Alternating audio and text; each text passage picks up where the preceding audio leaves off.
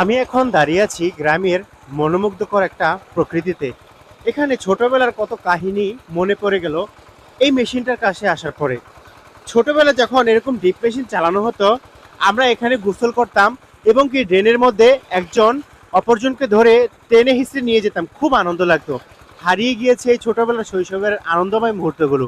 আশেপাশে কৃষি জমিতে বিভিন্ন ধরনের ফসল ফলানো হয়েছে, আর এখানের সেই মনোমুগ্ধকর ছোটবেলার ডিপ মেশিন চলতেছে। আসলে এই প্রকৃতিগুলো আর এই নিয়মগুলো ধীরে ধীরে নষ্ট হয়ে যাচ্ছে, কারণ কৃষকের ন্যায্য মূল্য কৃষক না পাওয়ার কারণে এখন ধীরে ধীরে কৃষি ফলানো বাদ দিয়ে দিচ্ছে, যার কারণে কৃষি ফসল থেকে শুরু করে সব কিছুই ধীরে ধীরে নষ্ট হয়ে যাচ্ছে।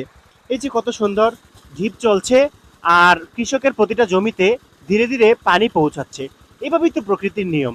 আর এই প্রকৃতির নিয়ম এবং সৌন্দর্য এভাবেই যদি বজায় রাখতে হয়, তাহলে আমাদের কৃষিকে বাঁচিয়ে রাখার একটা উদ্যোগ নিতে হবে, যাতে কৃষি নষ্ট না হয়।